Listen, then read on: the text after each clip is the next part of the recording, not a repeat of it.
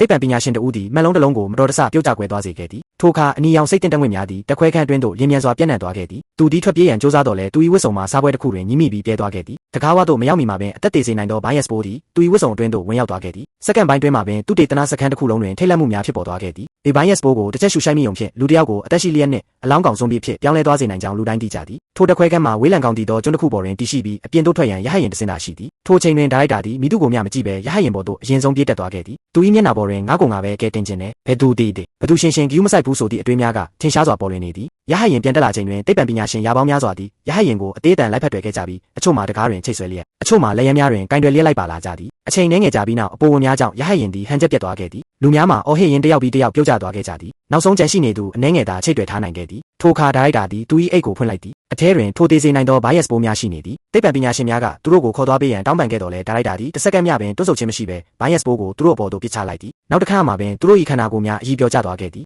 နောက်ဆုံးတွေကတ်ထားသူများမှာတယောက်ပြီးတယောက်ပြုတ်ကျသွားခဲ့ပြီးအောက်ရှိကျွန်းတစ်ခုလုံးမှာဇွန်ဘီများဖြင့်ပြည့်နှက်သွားတော့သည်